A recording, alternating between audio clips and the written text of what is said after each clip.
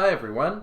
So I thought I'd give you a quick crash course on if you are desperately trying to edit your movie and you have no software at home, what could you do? Well, if you happen to have Windows 10, you can use the video editor, which is built in, and for decades they hadn't updated their video editor, but now it's actually not bad. So if you type video editor and open that up, you can open up it has this whole section here, and you can create a new video project. So here, you just click this, and then you give a name like Robo Tutorial Awesomeness. Then you have your Robo Tutorial, and you have to add content. Well, if you have content from your phone, you'll want to copy it onto your computer, and then you can drag it into the window here. And in this case, I have a screen recording from some Robot Mesh stuff that I did last year. I'm just using that as an example. So I put that in. That's the project library. This is the content. This isn't actually in the video. It's what is files I have access to. Then I take this and I drag it to my storyboard, and that is the first scene. Then from here, it's a long video. So let's say it's like 18 minutes long. Oh no, that's way too long. So what I want to do is maybe cut out a lot. So I'm going to go to the trim tool, and here I can cut the part of the video that I want, which is me showing the output on the screen. Press done. So now it's 5.5 minutes long. Awesome. I could also speed it up if I wanted to. I could add some text if I wanted to.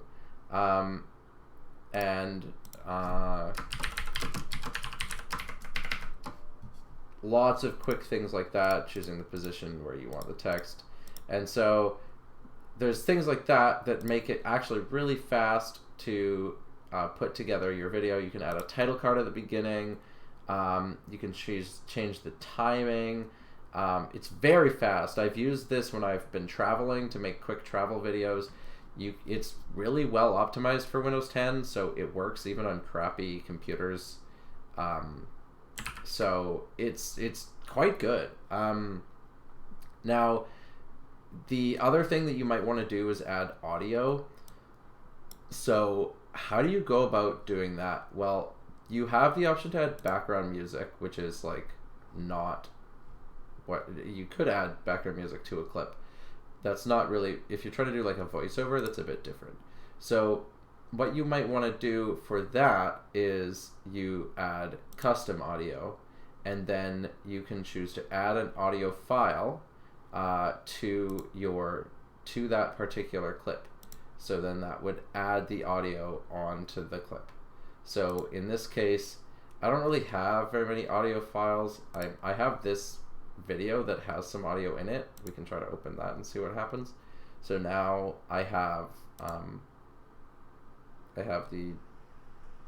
Hi everyone. yeah, and it's just like the very beginning where I say like hi everyone. And the problem is that this clip is much longer than this other thing. Counting spring break. Yeah, there. So I have a little bit of audio there now. This is not the best idea to show, but it gives you an idea of what it is.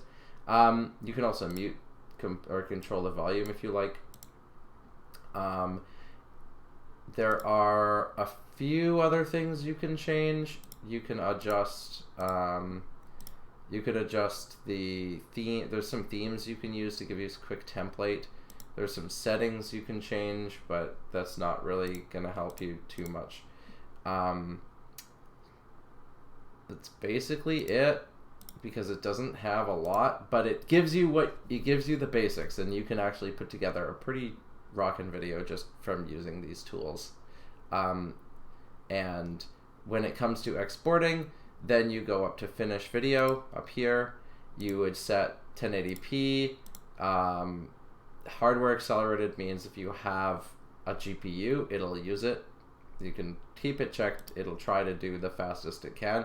Then you press export, and then you choose where you want to put it. And then that's basically it. And the cool thing is it'll also save it in a format that's really easy to upload to YouTube. So that is a quick crash course on using the video editor. I hope that helps. If you have any questions or you run into issues, feel free to message me. I could also help with other editors like Premiere Pro if you are using that. Lastly, I am recording this video using OBS Studio. OBS Studio is a really cool tool for doing all sorts of screen capture, and it is really powerful. It takes a little bit of work to get set up, but there's many tutorials on how to do a quick setup, and they've added a wizard to like streamline the process of setting up, so it shouldn't be too difficult, and it's compatible on any device or any operating system that you could think of. So if you're doing screen recording, I would recommend you use OBS because the quality is really crisp and clean, and you'll get good quality results from it. If you're doing audio recording on your computer, I recommend that you use Audacity to do your audio recording. It's by far the best audio editor that is free to use, and even compared to non-free audio editors, it is just hands down the best lightweight tool you can ever have. You should all have Audacity if you're into any sort of audio stuff. So you can use Audacity to record the audio, and then you input that into your film, and there you go. I thought there used to be a way to do like an actual voiceover built into the clip itself,